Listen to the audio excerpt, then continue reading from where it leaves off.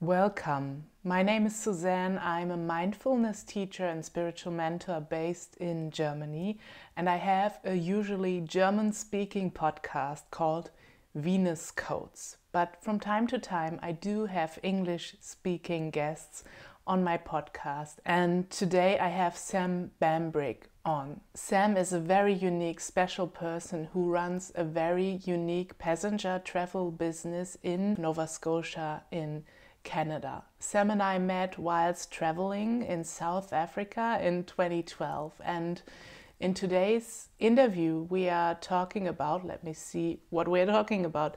We are talking about what Sam's life was like when we met 2012 in South Africa and how her very unique passenger travel business, Alternative Routes, came to be, how it developed, how it went, all the challenges. We are talking about Sam's challenges in life and business as a neurodivergent person. She is diagnosed with ADHD and autism, and so much more, like Sam's experience at an audition for Dragon's Den, Sam's involvement in the G20 Young Entrepreneurs Alliance, her vision for the future of her business, Alternative Routes, and last but not least, why we all should come and visit Nova Scotia. I found this talk with Sam so inspiring. I think she's such an authentic and inspiring person, and also her business journey is so interesting. So I hope that you enjoy and take a lot away from this talk with Sam Bambrick. So Sam, welcome to Venus Codes, my podcast. Lovely. I mean, that at least gives me some idea what it's about. Yeah, it's like the subtitle is spirituality, feminism, and real talk. Beautiful. And I guess you're ready I'm pretty for good at real that. talk. Yeah, I Yeah, guess. yeah. So Sam, we met in South Africa in 2012. Like, it's been a while, and actually we Love it. haven't chatted since then, but No, not yeah. we've been somehow connected via Instagram and like getting some ideas what the other one is doing. But um, where were you in your life when we met in 2012 in South Africa? It's like, oh my God. It's like, that's crazy. So I never really planned to go to South Africa. I don't know, again, how much you know, but I was with my ex at the time, and it was kind of, I had taken off, I'll give a quick story on that just because it was like a weird relationship where it was kind of, we started traveling together because that was the necessity in my life, is that if we were going to be together, we had to travel. I knew that my soul was, I needed to travel, so that's what we did. And we ended up in South Africa, strangely, because his mom just sent us an invitation out of nowhere.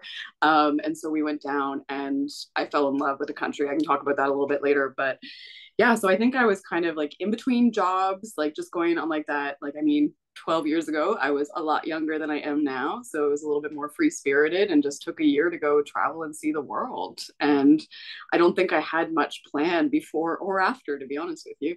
Mm-hmm. Yeah. And how much time did you actually spend in South Africa? In South Africa, total about 3 months. So it was Mm-hmm. a really nice journey. And I'm actually hoping to get the opportunity to go back this year, which is really crazy because it's a nice, like, full circle, it feels like, in my life. So, Mm-hmm. yeah. Okay. And what was, like you said, you were in between jobs then? Yeah, What did you do before that? I've done a bit of everything. So I think at that point I think I was probably just bartending, maybe was what I was doing. I, I was working a little bit in the car sales industry too, but on and off, same with bartending, kind of in and out restaurants. Probably going to school too, I think a little bit. You're asking me 12 years ago. I'm like, my memory barely remembers last week, but yeah, I would say, I've always been someone who jumps around a lot to jobs. My business now is the most consistent I've ever been with anything. So yeah, but that's about it, I guess. That's probably what I was doing. Yeah. And when I got back, I just remember we got a dog. That was the most significant thing. And it makes perfect sense because she's turning 13 in about 6 days. So yeah, that gives you an idea. Mm-hmm. Mm. Yeah. Your dog is famous. She has an She own is. Instagram, doesn't she? Yeah, she sure does. And people do know her all around. Sorry. Hmm. Yeah. So she's pretty special little girl. Mhm. So, and we're gonna link that Instagram and all your stuff, of Don't worry. course. Yeah. Um, and what, like, how did your life professionally, but maybe also your private life, whatever you'd like, whatever you'd like to share, how did it evolve when you came back from traveling? What happened? Yeah, it is interesting. So I mean it's funny because it's like I feel like a lot of my life does revolve around that relationship at that time. So basically what happened is this is going to be really funny and you can cut this out, you can put it in, I don't care, but it's like basically my life changed a lot because I was with that person for almost like 10 years of my life, and we got back and I just knew that I couldn't live in the city we were living in anymore. It felt like a very superficial place. Just to give you an idea, I don't know where your audience is from, but like Canada, I'm from the east coast of Canada, and I was living in the prairies, which is a very different place, very conservative, very, I felt it was very money focused, like very, very superficial and money focused. And as was my ex partner. And that really kind of got to me. And I decided I had to leave and come back to the East Coast. For a while, he was going to come with me, but then didn't. So I'll leave that at that. Hmm. But so I ended up coming back to Halifax where I live now. Um, and really, I guess I was a little, because I was supposed to share a space with that person, financially was a little strapped. So I started doing Airbnb because we had a 3-bedroom apartment. And that's kind of where my business got born out of, was doing Airbnb. So for a long time, it allowed me to keep up those travels because I had people coming to my house. I think of like a father and daughter. It's kind of a tragic story actually, but it's why I know my little bit of German, because they're Austrian and I still talk to Tomas a lot. And a lot of the people, just like you, like maybe not keeping up day to day, like talking, but just seeing people through. It's kind of what I love about the internet. I feel like we do kind of crap on it a lot, but I think it's really amazing the connections that are kept through it. And yeah, so I did that and I started selling cars actually because I took that skill that I learned in Alberta and worked at some restaurants here too, I think. I've done a little bit, worked at a doggy daycare for a bit. Typical Hmm. entrepreneur. I've done a little bit of everything. So yeah, I think that kind Hmm. of catches you up to what happened when I got back. What year were you born, by the way? I'm just 86. 86. 86. Yeah. Okay, okay. Are Yeah. you into astrology? A little bit. Yeah. I was I've been just into the Enneagram lately, actually. Oh, okay, okay. Someone brought like the Enneagram back in my life and I found that was really interesting. What's your type? I think I'm a 5. Okay. Yeah. I'm not really into it, but I heard some stuff about it and checked out my type like years ago. Yeah, So me too. I had a friend there's like a company here. I don't know if you guys have it in Germany, but it's Sage Wellness. It's like, I'm pretty sure it's a Canadian company, but they do like essential oils and things, like really hmm beautiful stuff. And I learned from them that I had a friend who was a manager and they type people in their sales and like how they work with people based on their Enneagram. So she like typed hmm me at first and then a friend just brought it back. And it kind of like, I feel like you can relate it to the Myers-Briggs as well, if you know about that. hmm So I'm like an ENTP or an INTP and Pisces for the astrology. Okay. Yeah. Also interesting. Yeah, I was just wondering because I don't know, do you think like this traveling year or this year 2012 was some kind of turning point, or would you not call it that? I mean, it was probably one of the biggest years of my life in terms of how yeah, like I don't know, just because of the shift of that. Like traveling. We didn't make it quite a year. We actually left from Germany. We got back to Frankfurt and we met up with a friend and stayed there for a little bit. And then both of us just kind of realized we wanted to go home. Like it was just one of those like needs after traveling for 10 months. We didn't quite make it the 12 months, but we just kind of were like, okay, I just Mm. want a chair that is familiar that I can read a book in. And so then took off, as much as I love traveling, I also really love home, Hmm. making a home. And yeah, like it's funny because the 2012 was a huge turning point for me. Hmm. It's interesting. I don't know how much you know about astrology, but if there's something there, let me know, because the breakup, like moving cities, the business didn't really start then, but the idea definitely came out of South Africa. So that was interesting too. Yeah. Yeah, I was just wondering because so I would have to see your chart to say more about. I'm quite deep into That's astrology, great. That's but cool. no, but around that age, so you were a bit younger then, but around the age of 28, 29, we've got this Yeah. thing called the Saturn return Oh, that okay. that's set to like usher us into true adulthood. Interesting. Oh So yeah. you, yeah, so maybe I would something ushered in started. very violently into it. Yeah, yeah, Okay. definitely. I didn't get to the specifics of the breakup, but it was not nice. Yeah. Oh Mhm. man. Yeah. Yeah, interesting.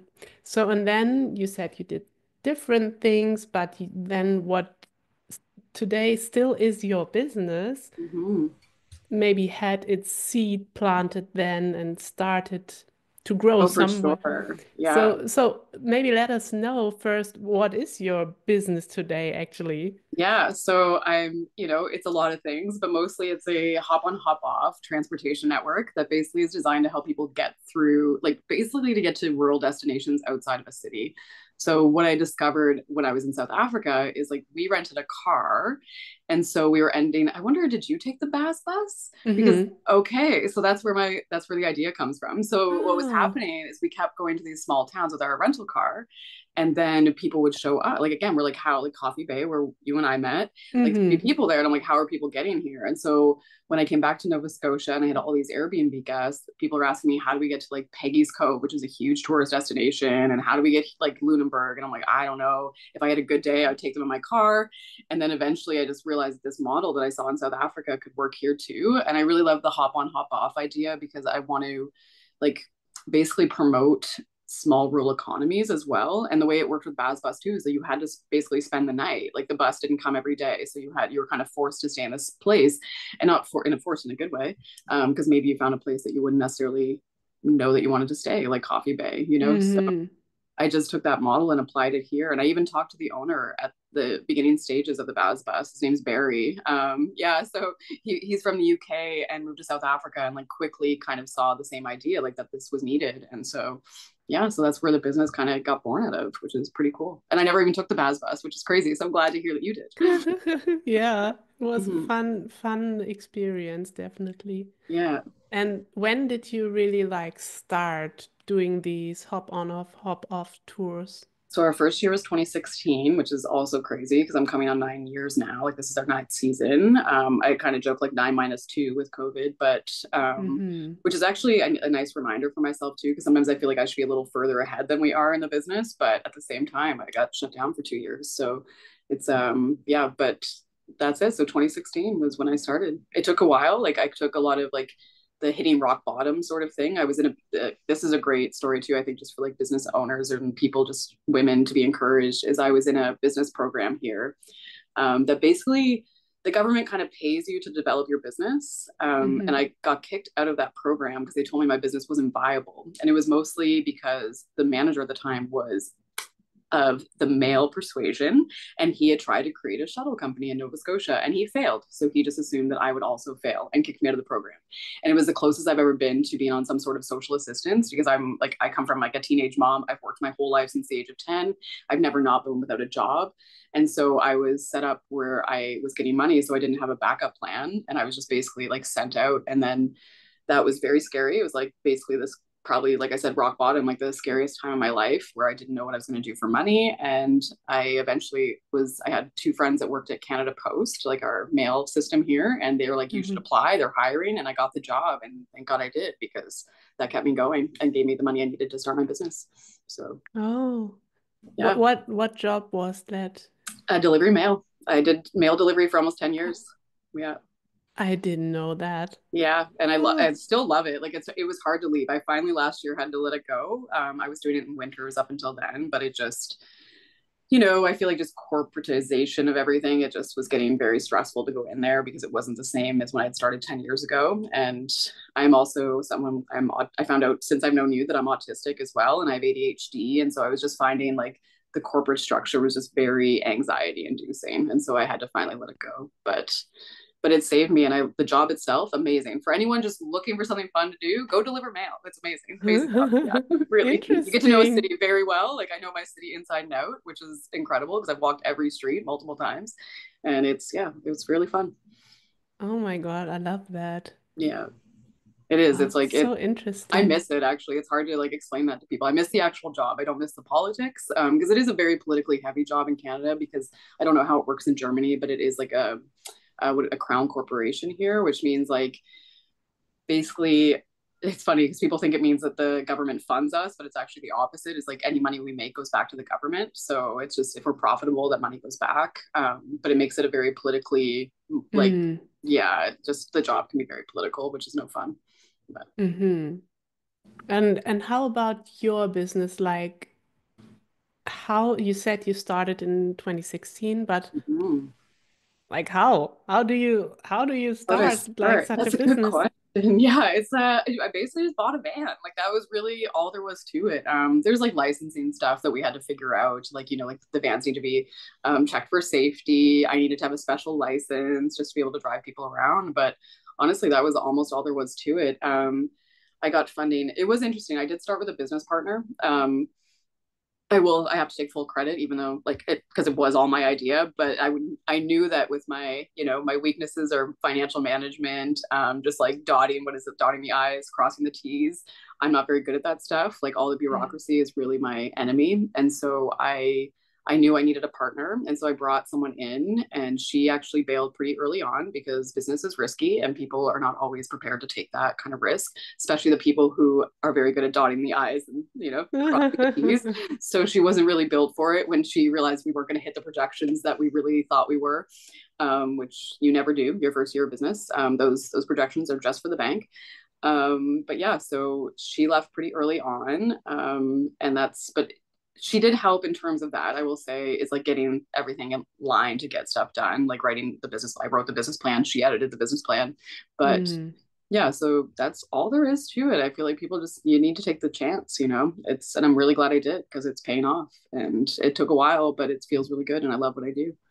So, Mm-hmm. So first it was just okay, you had this other lady mhm. for the business side of so like the Yeah, the admin papers, side, we'll say the the admin administrative stuff. side. Yeah, exactly. And but it was just only you and your van, is that Yeah, right?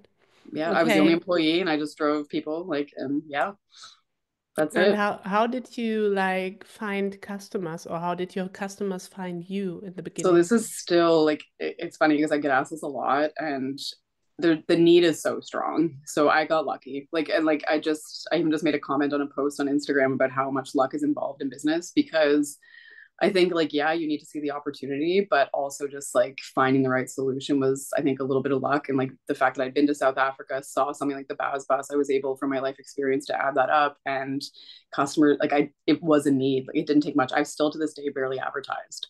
So and Hmm. that's pretty incredible in 9 years. Oh, wow. So yeah, and That we're usually above capacity. So wow. That's yeah. really interesting. Oh my Yeah. God, you're the like the third person, or no, one was with two persons, so you're the fourth person telling me stuff like this in Yeah. in an interview because like it seems like everything, if it's meant to be, it's gonna happen. Yeah. And I Like, do sometimes I feel that like it's funny. Like I'm not like it's hard because I do say I'm lucky and I'm glad that I have people that say it wasn't just luck and like because I think I need to hear that it was like my work too that went into oh, it and being sure. able to see that but at the same time I do think that the need was just there and like still today like I said like 10 years later almost and I still don't advertise so it's kind of incredible really but it's just because the need is so strong and no one is filling the need Mm-hmm. so yeah. Mm-hmm. Mm. Great. And has your business, do you have a team now, right? Yeah. It Yeah. has, how has it evolved and how has it grown until now? So for the first, again, like we got like before, I'll say 2019 was when I hired my first full-time employee, but then got hit with the pandemic, which was like that was hard. I survived thankfully because I had the post office to fall back on. And then we came back in 2021, I guess, and like what year is it now? How many years are we? I'm just trying to think of It's how long it's Ian's worked with us. 25. Yeah, 25. So I'm like thinking, so Ian, I think this must be his fourth season. So like we have now, like last year we had 6 employees total, including myself. Yeah, so it was pretty cool. I don't really do much driving anymore. I basically fill in and work in the off season, but we grew to like one full-time employee who comes back. He comes back every year. We had we had one person leave, but is also rejoining us again this year. And I have a lovely man named Lori who's 82 years old, and he also works for us part time. And yeah, and then we had Kate, who was our marketing. We had a student last year, co-op student, and it was a great experience. And like, I'm like, wait, who's the six? We had more. We had Karen, we have Andrew. Yeah, so it's just been a really fun thing. And also, I think finding the right people is a huge, huge part of it. And I've been lucky there as well. So So how did you find the right people? mostly they're people I know, which is a bit of a cheat. So I feel bad about that. No. People, again, it's a good job. Like I try to pay living wage. Well, I do pay living wage, and like people get tips too. So it's a pretty good job, and I try to make it that way. I try to be a very like reasonable employer. I think, you know, I think it's really important to me to be that and to create a good job for people that they want to come back to. And yeah, so they mostly had approached me. Most people who have worked for me have approached me for the job, except for one. And I kind of recruited Ian too, just because I knew him from my bartending days. He's a stand-up comedian, and I just knew that he was having a new baby and that he couldn't work in bars forever. So I've now stolen him because I know he had to change Oh, his lifestyle because he has a little baby son now who's now 2 or 3 years old. oh Yeah, my God. I love that. So you yeah. also have like more than one van now, right? Yeah, so we have two that are on the road doing tours, but we just bought a third as well just to have as a backup. It's also like my car, but I got something big enough that I can take a group. We got hit by a deer last year, so it became an Mm. immediate need, and my car only had seats for four, so we had to get something a little bigger just for in case of emergencies. Hmm. And then hopefully with Dragon's Den, if this all works out, I'll get some money for some new vans because that's really where we're at. Is we just need. It's like I keep joking that we have a capacity issue where we always turn away almost as many people as we take, but and it's one of the Mm. struggles as a business owner. I don't know if you want me to go into this, but I find it's funny too because I think things probably work a little bit differently in Germany, but I struggle getting capital for the business because Mm. I still like banks are not risky. This is the thing that you learn. Like entrepreneurs are Mm. risky, banks are not. So Hmm. because I'm just a single woman, I don't really, my only asset really is the business. I don't own a house because that's almost impossible right now in the Canadian market. And so the bank doesn't want to give me more money to grow and it's really hindering the business. So Hmm. I finally Dragon's Den actually approached me, and I don't know if you guys know what Dragon's Den is, but it's like a. Do you have a similar one in Germany where I think so. Tell us about it. Yeah. yeah, so it's basically I think I don't know if it started in the US or the UK, but it's basically you go on TV and you're pitching your business idea to a bunch of basically venture capitalists. So in our case it's usually like four or five of them and you go in and you pitch your idea and it made me realize like because the producers came to me which is a little secret but they approached me to apply for the show which is kind of exciting. I never would have considered it but now that I'm realizing that's the only way I'm going to get the money I need to grow is through venture capital. I was a little hesitant to give up percentage of my business just because that's a hard thing to do when you work Mm. so hard but but I think that it is that idea that you need people who are also willing to take the risk because the banks Mm. aren't and that's a problem in like I think entrepreneurship and just growing a business and it's kind of sad really. It's something that I'll probably advocate Hmm. for in the future and being someone with a disability I feel like I never know the right language to speak to these people like it's really I'm way too honest with the bank like you know like and everyone tells me like they're like no you gotta lie. We're back. Yeah. Oh, I was just gonna say, yeah, like just not knowing how to talk to the banks is like a really big deal. And I think this is where it's a hindrance. And I'm someone who's very like, you know, I'm incredibly principled, I will say, and like even like programs with like there are tourism programs here who give like people like me money, but they've been very against or like I feel like they have a very small box of who can fit into that. So like the funding goes to what they were calling experiences. So like you would have to develop this full package experience. And so what I would ask them is like, okay, great, but how do people get to those experiences? And it would just be crickets. No one had an answer. And I'm like, I'm creating the thing that helps everyone's business, and you're unwilling to give me any money to do that. Mm. And that really just made me angry. And so like it put a fire in me. And now I don't want to take any money from them because I want to be able to criticize and I want to keep saying how bad of a job they're doing because businesses like mine are getting lost in the weeds, right? Like it's not fair. Like they should be helping me, but instead they put up these silly barriers. And it is government funding, but it's like literally I'm the way to get to most of these other tourism businesses outside the city. I am the only way. There is no public transportation where I live. It's crazy. This is not Germany. We do not have trains. It's miserable. So Yeah. yeah, it's crazy. So yeah. Yeah, and I find it quite I don't know the word now, but it's strange that nobody, so you don't have any competitors? I do, but it's like not, it's actually kind of great because most of them are old men and they don't really understand what I'm doing. So that's my advantage. I'm not kidding. Like it's mostly all like they're, and oh, there's a story there too. But I've once had them like put a hand in front of my mouth to tell me to stop speaking. One of these old men when they asked me for help to help them in a court setting, which is just crazy. But yeah, so like most of them are doing tours, right? Like it's like they'll do like a to and from tour, but no one quite understands the hop on hop off model. Like they can't, Hmm. like those very narrow sighted people can't understand why I'm getting all the customers I am, because we're offering something a little bit different that they don't really understand. So we're trying to basically hybrid tourism and transportation. And what that does is it allows people just like the Baz Bus to actually spend the night in these tourism destinations, because we do lack in public transportation. So without like a rental car, like people can't just go to this like beautiful UNESCO town of Lunenburg, which is named after a German town of Lüneburg, by the way, which I saw Hmm. not too far outside Hamburg. Hmm. Yeah, so they basically, that's how it works, is like they can actually get off and spend the night, and a couple nights they can get back on, they can go somewhere else, they can spend a night there, and that's what we're doing different. So really, no, there is no competitor because there is no public transportation, and there are tours, but it's just not the same. It's amazing. And actually, we have the Dragon's Den in You Germany, and do okay. it's called Höhle der Löwen, which translates to Cave of Lions. So Love it. your Lions. dragons Yeah, are yeah. our lions. Yeah, that's it. Yeah. It's I feel like exactly lions the would be a same. little less scary than dragons, but Yeah.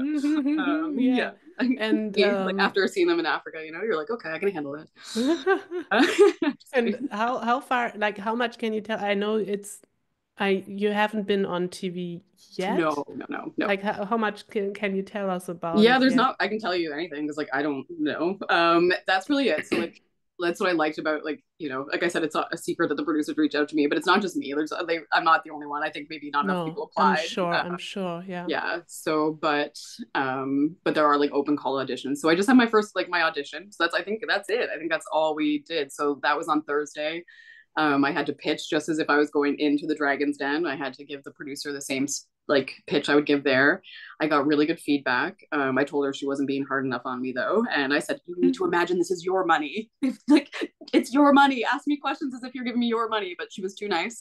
I'm like, I don't know if that's just like TV people or what. Like I said, maybe they just wanted to make me feel good, but I think it went really well. So I'm hoping. It's Oh, not something I ever would have expected to do, but I'm like, now I'm excited for it, which is fun.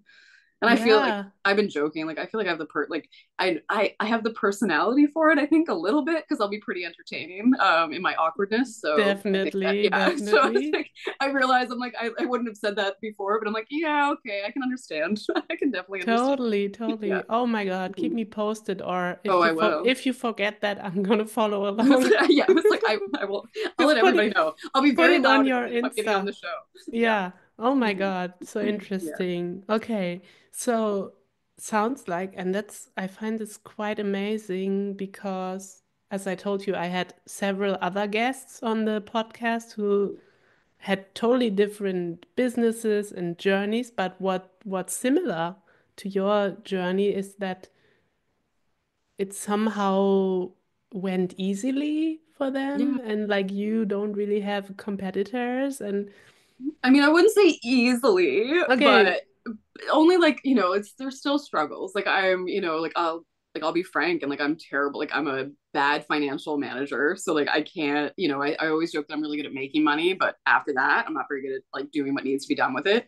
Um, I got I'm just gonna be real frank. So I got behind on taxes, things like that. So like, like we collect, and again, I don't know how it works in Germany, probably way better than how it works here, but like as a business, we have to collect our federal taxes, and then we have to pay them to the government. And like, mm, I wasn't quite keeping up with that. So like there's just little mm, things, and like that you learn along the way. I'm better at it now, but again, I knew what my weakness was when I started. That's why I had a business partner. I feel like a lot of it was like that kind of got me in a situation where I got into like a mess, like not too bad, but just owing the government more money than I would ever like to. But that's again my own fault, and I take responsibility. But I tried. Like it was like funny. I tried to like find someone that could do that, and I didn't. And so I just want to say, like, it's easy in terms of, like I said, the making money part is easy, but learning the day to day of actually what it means to run a business, doing the bookkeeping, wanting to actually understand what my numbers are, what the projections really are, like how we're doing, which I think we're doing good. Like it's like there's a decent profit margin in what I'm doing. So it's nice, but that money goes back into the business a lot too, like investing in new vans and things. But I just don't want to say it's easy. But yeah, but I do think like you're right. Like the track was pretty smooth getting there and what I needed. Okay. It was only me that got in my own way, I would say. So yeah. Like always. Like we Yeah, always exactly. do. Yeah, Like yeah. we Oh, always do. oh, that's a whole other, yeah, that's a whole other can of worms we can talk about in other ways, not just business, but I'm definitely my own way in a lot of other ways too. But Yeah. yeah, Me too. Me too. yeah. Yeah. So I wanted to, I started like talking about that smooth, not easy. Hmm. It's maybe also sometimes my English where I'm taking the wrong words, but maybe No, smooth, no. that smooth journey. Was about to ask you about like the challenges. Oh, okay, yeah. What have been the challenge? What have the challenges been? And you just told me like financial management Hmm. is and was a challenge. Like, were there other challenges on this journey that stand out to you? I think like the stuff I mentioned before, like I think just the fact that banks aren't risky, like aren't risk taking. Mm. I do think there's a big difference between being a woman doing this job than Oh. and like yeah, and like I think that's really important, especially in this podcast to mention.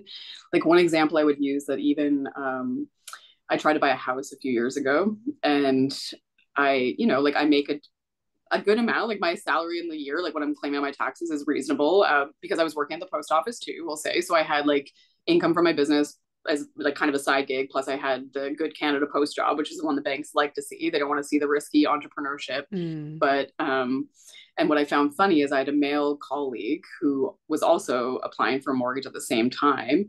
I know that I make more money than he does, but he ended up getting the mortgage, whereas I didn't.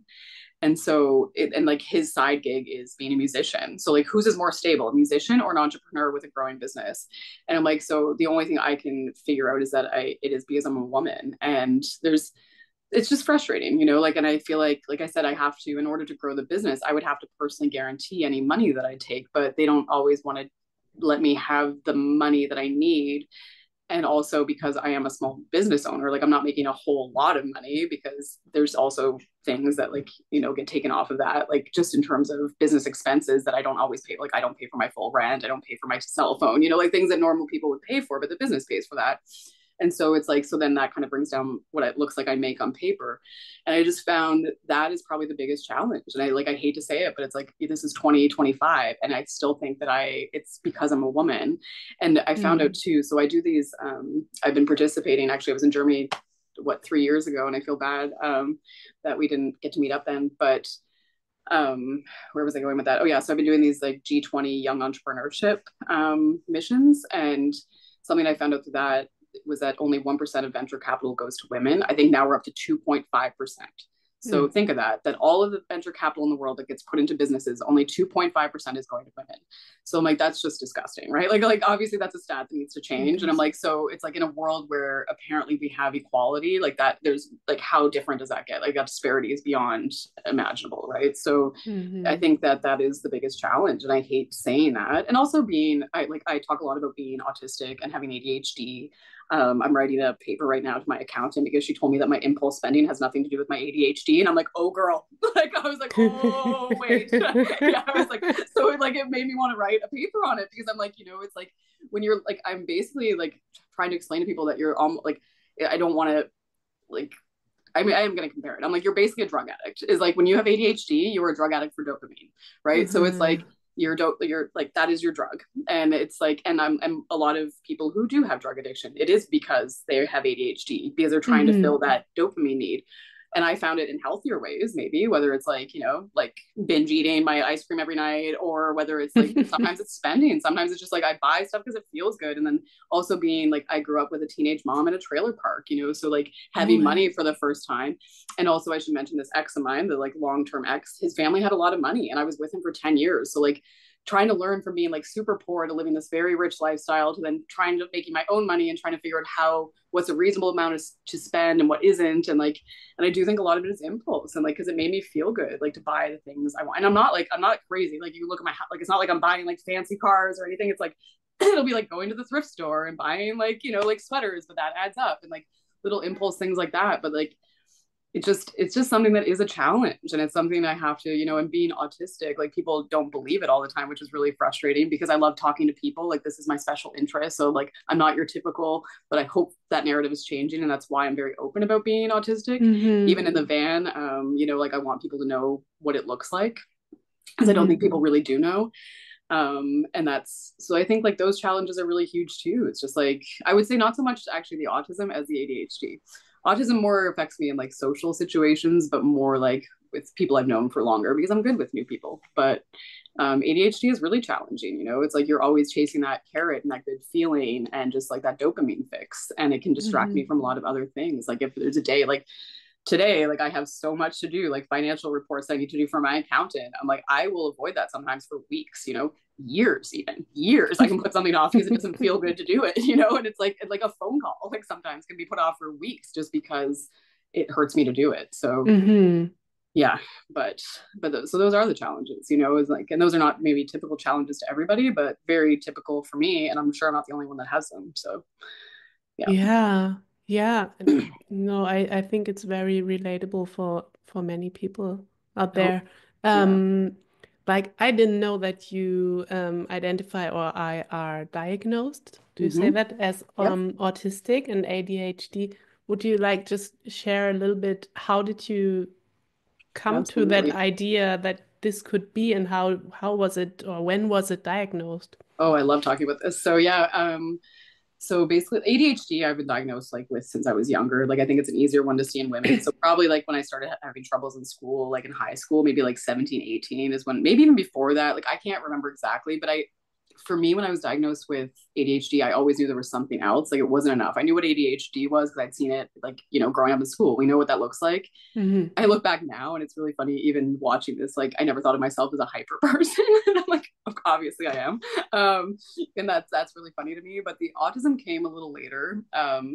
I struggled a lot with mental health, like so much with mental health. And I was diagnosed because I was searching. Like I went to therapists. I like went and saw this one therapist that this one's always funny. And it's really important for women to know this too, is like often women who do get diagnosed with autism have been diagnosed with so many other things before they get to that conclusion. Okay. So I saw this one specialist, and I was diagnosed with, let's say, like generalized anxiety, major depressive disorder, ADHD again. There were so many other things: bipolar, borderline personality disorder, like literally like a myriad of diagnoses from this one session. And it was a long day. Like we spent 8 hours together with this one Okay. therapist, and then of course he starts writing all these prescriptions. Okay, then he's like, okay, and I just looked at him and I'm like, sir, if I have all that wrong with me, I'm actually doing great. And I just left the office because I was like, if I have all of that, I'm like, I'm okay. Like I was like, I can manage then. And so that, but I still knew that there was something a little off. But so I would put that aside for a while. And then there's like funny stories too, where like my cousin, who's like, the love of my life, she's my favorite family member, and don't tell the rest of them, they know. um she's younger than me. She's only like, she just turned 30, I think. So she, one day we were walking, she's an educational assistant, so she works a lot with people with kids with autism. And as she was going through her studies, she like was bringing me aside, and she said, she's like, Mimi, she calls me Mimi, and she's like, I think you might have Asperger's. We were using that word at the time. We can talk about the weirdness of that word because it actually comes from actually, I Hmm. don't, was he German or Austrian? I can't remember now. Not sure. But it's, yeah, but again, there's controversy there in the world, but we don't have to touch on that. We try not to use that term anymore. Okay. But yeah, but at the time, I'm like, I just thought like, I'm like, that means I'm smart, and I didn't feel like I was a smart person. So I was like, no, like that's silly. Like those people are like super smart. I was like, no. And so I put that off. And she brings that up to me all the time. She's like, I knew it before you did. And then when I was actually, the best part was when I was actually incorporating my business, so alternative roots, I sat down with a lawyer. And I used to struggle a lot with women. I think it has a lot to do with, I always put it to my mom as a bit of a mean girl. So I think that that's why I didn't trust women for most of my life. And that's complicated too. But I eventually, this woman, I had hit it off like with her like I had never with any other woman in my adult life, like at all. And so and this is a lawyer who was incorporating my business, and we sat down, we talked for like 3 or 4 hours, and then she had to go pick up her kid at school. And she just like, as she was leaving, even though she'll deny the story, but it was life changing for me, so I know it's true. She just said like, she's like, I don't want to like offend you or anything. She's like, but do you know you have Asperger's? And I just went like, nope. But if it means I'm like you, I was like, I guess I'm gonna look into it. And so that's basically that started my journey. Like, and of course, like I read everything I could about, especially women. It's really important to read about like women with autism because most of the studies have been done on men, and it is quite different how it presents. I also think the biggest distinction and why people will question me a lot, and like I do get questioned all the time, like you can't be autistic, yada yada, like you're well, like all the stuff we know is bullshit. I think it's really important to see the distinction as autism with intellectual disability and autism without intellectual disability. Just like the regular population, you have both. Okay. So it's like you can have autism, and I don't have intellectual disability. I do have disability, and there's certain things like my working memory is so low, like that then compared to other things. So it feels off all the time. But overall, I don't have intellectual disability, but most of the forms that we see of it on TV in the media is with intellectual disability, which I think is doing a real disservice to the whole autistic community. And so after that, I did start to pursue diagnosis, mostly just because, like I said, my mental health was struggling a lot. Like I was very, like, I thought I was like a psychopath. I knew I was just so different. The thing about autism is how different you are. Like you feel like they always call it wrong planet syndrome. Like I thought I was an alien from childhood. Yeah, like really thought, like, I mean, I was waiting to be like taken back to my planet, and I'm not kidding. Yeah, so you also often feel outside of a group, like when there's a group together, like I always feel like I'm just not part of it. Even if I'm there, it's like it's always an observation, not a participation, I guess. And so yeah, so then that was like the catalyst, is her telling me. And that was, I don't know how long it took me to actually get diagnosed, but it took a long time because most doctors would say like, you're not.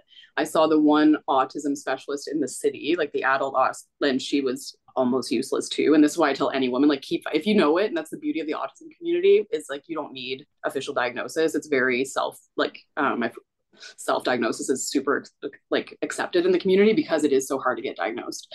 And I paid a lot of money to get my diagnosis.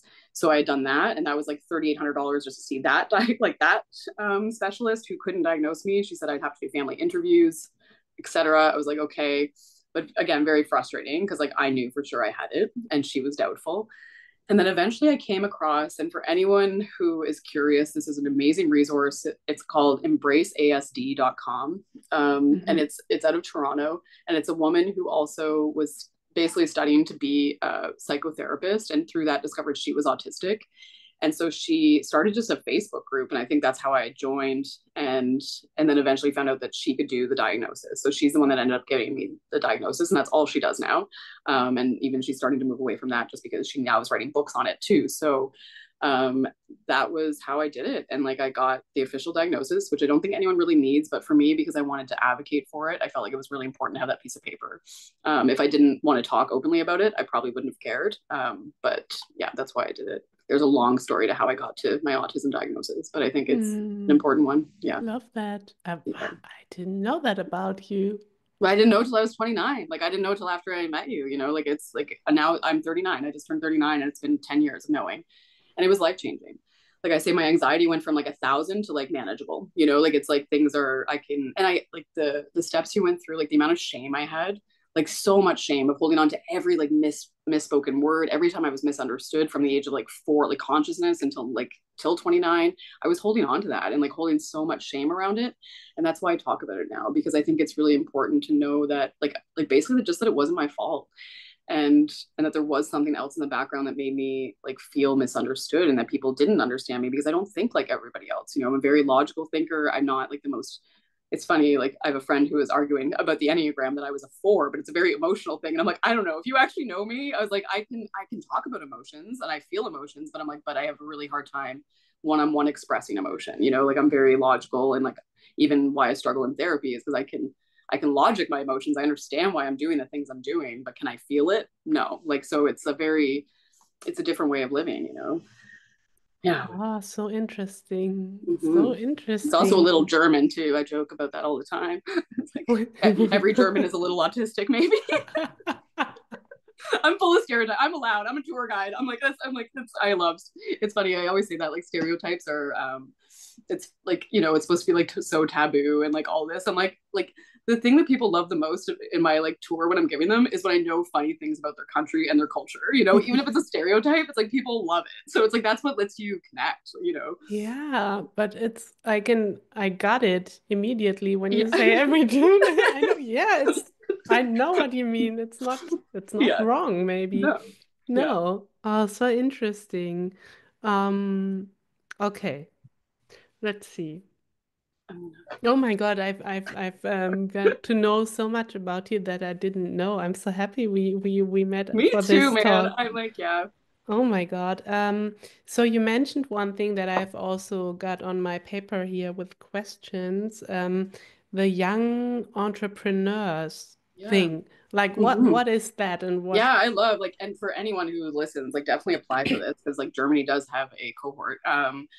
So I don't even know how I came. So I guess so part of okay, so some of the funding for my business. So and going back to like how I started is I did have to get some funding to get the van. So I think Futureburner gave me like $5,000. They're like a Canadian funding organization here, and then the rest I got from the banks for like a Nova Scotia loan guarantee program, Mm-hmm. which basically helps small businesses. And so then I guess I probably just got an email to apply. Never thought I would get into this thing because I have mad imposter syndrome and just never think like I can do anything cool like this. And so I did apply, I got in, and it's basically it's all part of the G20 countries. It actually the whole thing was started in Canada by one of my like the worst prime ministers we had, which is very conservative, Stephen Harper.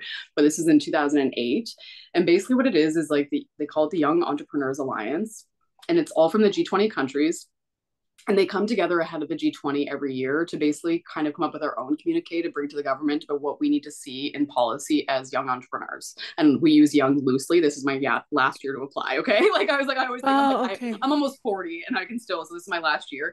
In the UK, Mm-hmm. you can apply up to 45 though. So it depends on where you are. Mm-hmm. Um, I love that they still think youth is 45 in England. That makes me very happy. But yeah, I don't feel so young anymore, but it's okay. Actually, that's the lie. I do.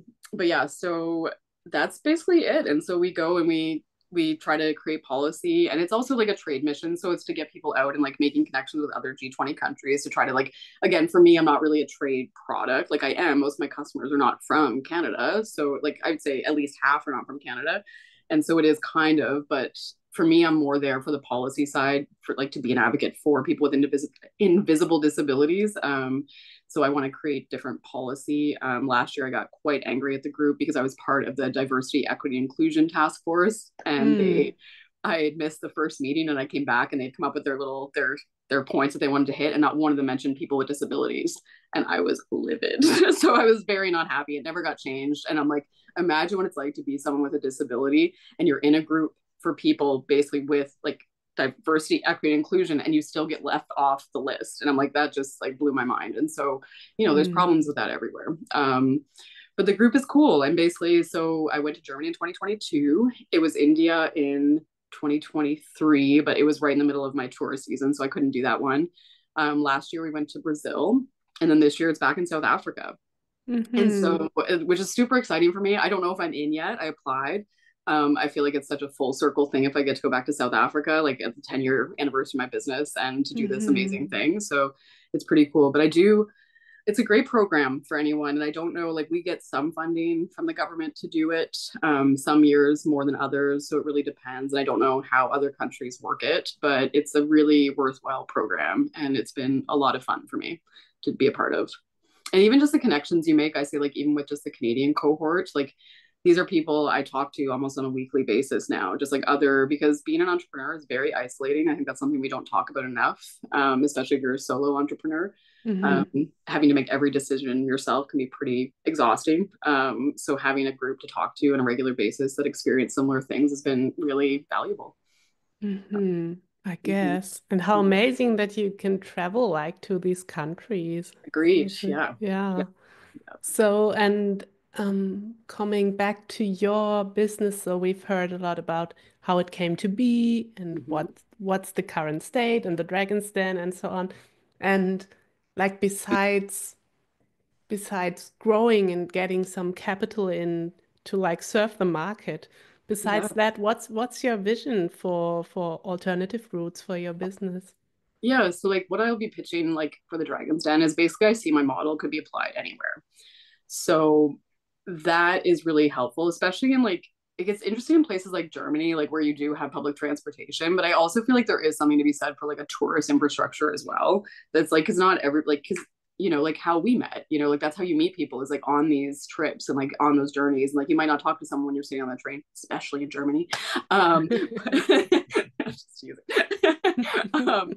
But yeah, so like, you know, like to have that kind of like tourist infrastructure is also helpful. And what I'm working on now, or what I really want to work on too, is I doing this hop on hop off thing, is I realize there's no booking software that is what I need it to be, which is really interesting because like if you look in the world, there's probably 900 different booking softwares, like platforms, but not one of them does what I need to do. I've done like 30 to 60 demos and none of them can do it. So I decided that I want to start developing that software. And then I saw ways, like it's funny because I don't want to talk too much about like the specifics of what I want to do with the app, just because proprietary information. But basically that is what I'm going to do, is come up with like a booking software that I think can be used, but I have other ways that it can actually be useful.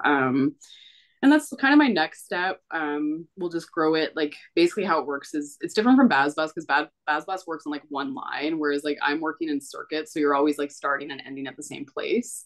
And then what I want to do is then connect those circles so that you can hop from one to the other and keep getting across. And I really think this model could be useful anywhere. And like the thing that I think where people make mistakes is they go with vehicles that are too big. They'll try to use like a giant bus, they'll do things. But what is beautiful about keeping it small is that people make connections.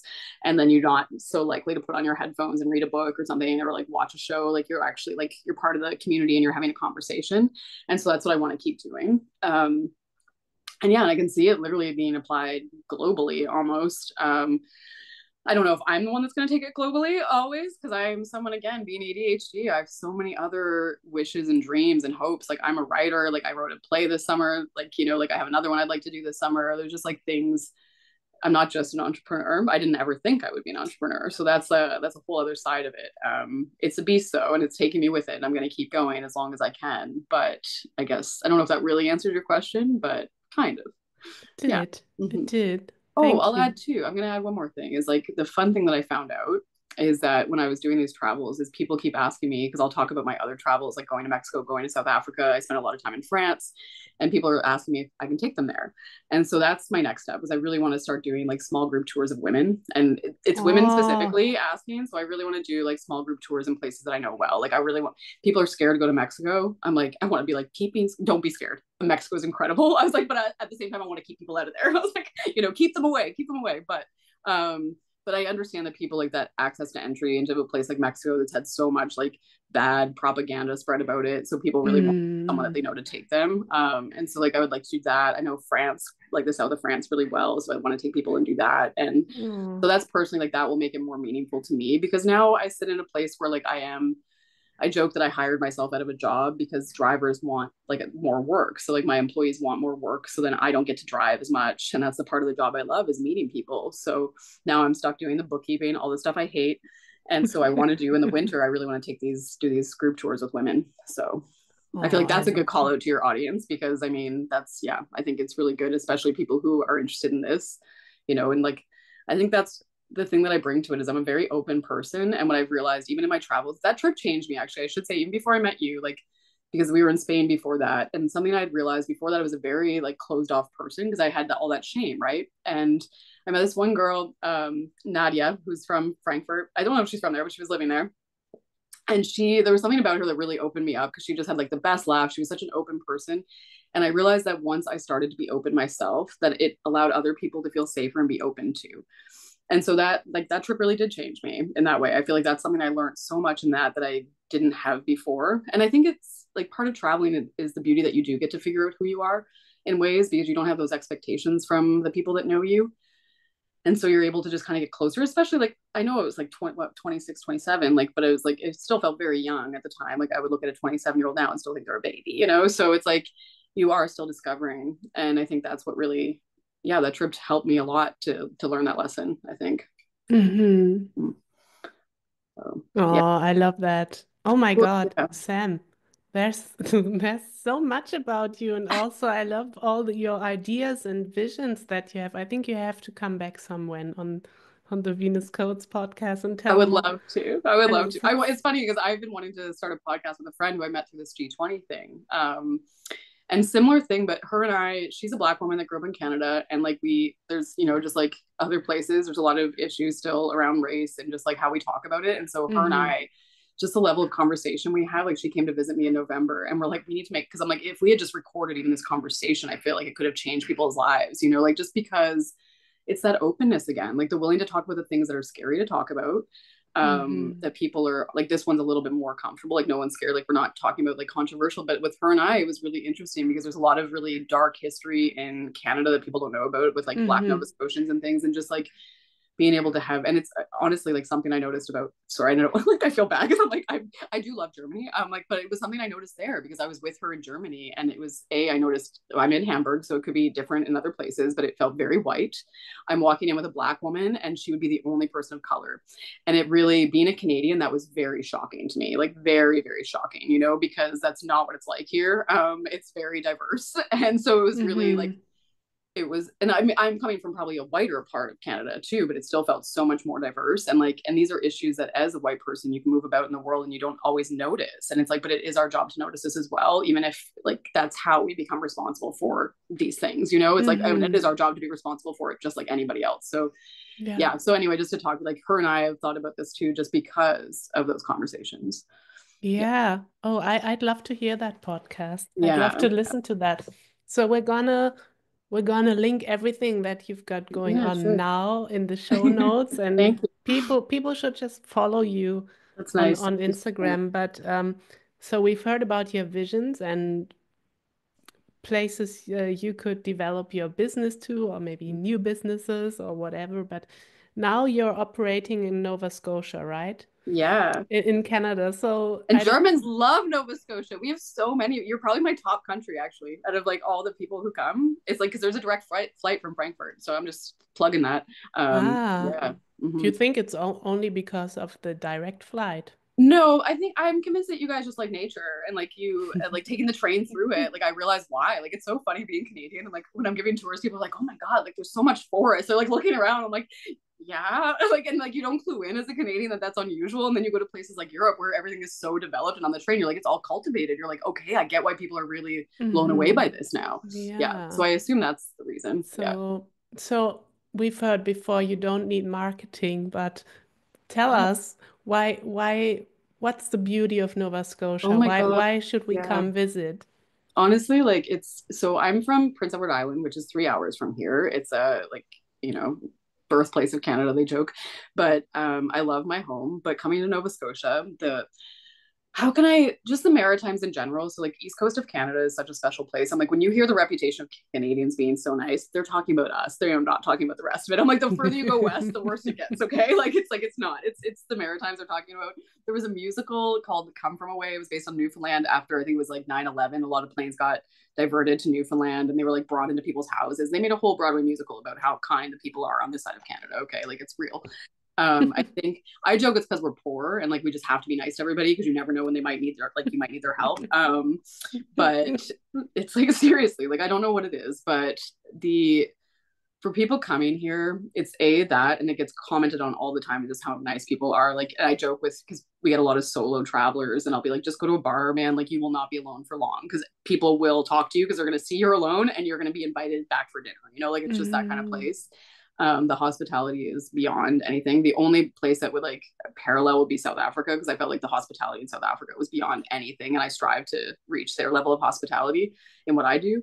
But it's honestly, it's the nature. It's like we, even on my tour, so I tell people we only ever go an hour outside of the major city, and we are the biggest city east of Montreal, just so people know. Like Canada is vast and Montreal is a 12-hour drive away. Okay, Canadians talk in this is a funny thing I've learned, is that we talk in hours of how far things are away compared to everyone else. Usually you'd say kilometers or miles, but we always, Montreal is 12 hours from Halifax. That's the thing. And so it is the biggest city, but like within an hour of my tour, you see 3 major different landscapes. Okay. And I mean like completely different. Like you go from a granite, rocky coastal ride to then you're going over kind of like, I don't want to call it a mountain because it is called a mountain, but it's a very, we'll call it a hill. Okay. So like then you're going through this like little hilly landscape that was actually part of like the 2 continents colliding. So that's where that meets up. And then we come into this place where it's like very flat, low lying, but surrounded between 2 mountains. It's a valley, and it's got this like beautiful, like rich red clay. It's got the highest tides in the world. And that's just like it's on one tour, okay? So then like that's 1 hour within the vicinity of Halifax. That's why I think it's so important for me to keep adding, because there's just so much to see here. I tell people if you go up the other side, you're gonna see white, pristine beaches, and you're gonna see black sand beaches, and like all these other like, and there's like this place I think it's called actually I don't know, it's like Wild Islands or something, but it's just endless. And this is just again one part. And then there's a place called Cape Breton, and that's where I dream to get the tours to, because Cape Breton is like, I said the only place that parallels it maybe is South Africa, in terms of beauty. You have mountains on the ocean. It's incredibly beautiful. So that's really why you come here. I mean, friendly, and the food. The food is also, for a place where we are, it's very good food. So yeah, seriously. Oh, Yeah. we're all gonna come. I hope so. You need your capital. I really You hope need you your come for sure. Yeah. It's on my list, definitely. Yeah. It's Definitely. funny, like I want to, like, I know this is your podcast and you're interviewing me, but I also want to say too, like these things, like, yeah, we haven't talked, and like, you know, but it's like the impressions that get made, like it's like you've always been, you know what I mean? Like it's like you all, like you're just like a symbol of a good person to me too, and like someone who I always wanted to like keep up with what they're doing, because I think you're doing great things too. And I just want to say that because I think it's like it's special, like how you can feel connections over so long and so much distance and still feel that. And I think it's like, and these are those travel friendships, I think too, especially because you're so vulnerable in those moments. And that, and that's where like true connection comes from. And I think that's why this business and tourism is so special. Like the people I went and stayed. It's funny. I just posted this morning. A couple posted a new baby, a grandkid that they had.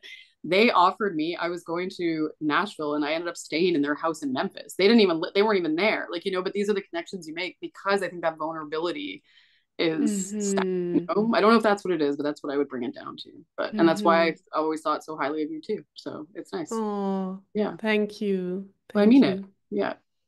I'm very glad we are connected, Sam. Yeah, me too. Really. Thank This is you. fun. Yeah, it's fun. Yeah, so I want to stop the recording. Is there anything? Thank you, that was so beautiful. Well, it's true. Yeah, it's just true. Yeah. Oh, is there anything that comes to mind that you want to like end with? We've heard so much about you, about your beautiful business, about, I mean, things that I didn't even expect for this podcast. Is there anything that comes that you want to say, like?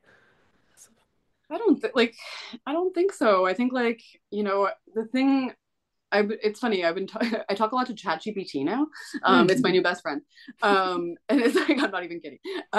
But it's like one of those things that I try to figure out like what are my values as a human being. And I think it's like, it's authenticity. And I think if we like stop trying to be like everybody else, you know, like, and try to like strive and like do things the same way as everybody else.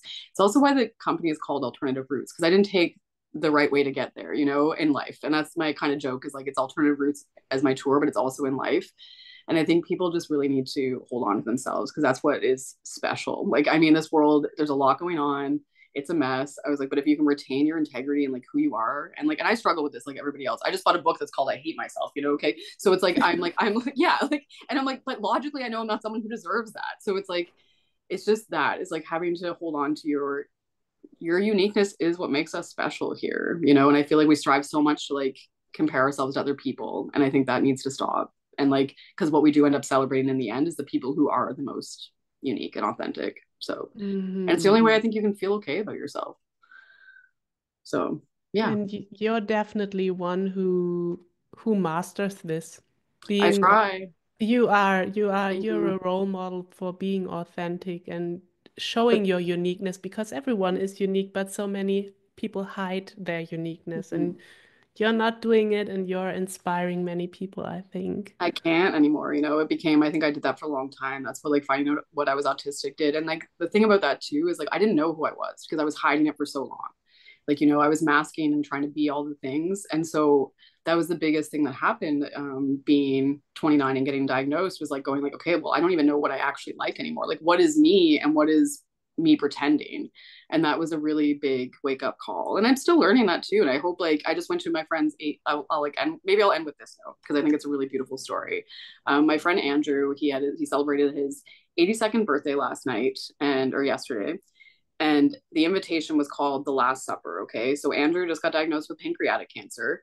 He is one of the best. Like, someone described him as a bon vivant. And I've never, like, first of all, the man does not look 82. He looks like he's like 55. Okay. And he is like watching all of his friends and like just realizing if you can be 82 years old and celebrate the end of your life in that way with like authentic people around you, and not like it wasn't like a whole lot of people. Like I felt so blessed to be part of that. And it was like he has been himself through and through. And I think that is key to having real connections. And I don't know, I just feel like I had to talk about him and like how someone can actually like have a celebration of life before they're dead, knowing that they're going to die, and ironically calling it the last supper, the last birthday, and bringing a group of people together is just a really beautiful thing to do. And I think that's really, I don't know, I just want to end there because I think it's a really special story and he deserves a little shout out. My friend Andrew. Yeah. Yeah. Yeah. Mm-hmm. Yes. Thank you, Sam. Thank you. I'm not gonna add any more words. Thank you Okay. so much Yeah. for your presence and your stories. And I'm gonna stop our recording here. Give me this chance. Yeah. Thank you so much for watching. I hope you found this talk as inspiring and touching as I have found it. If you are into special, unique traveling, definitely get in touch with Sam via her Insta, her website, and all the ways. You will find all links in the video description, and please leave us a thumbs up if you enjoyed this video. Thank you, and check out my other English speaking videos. Bye bye.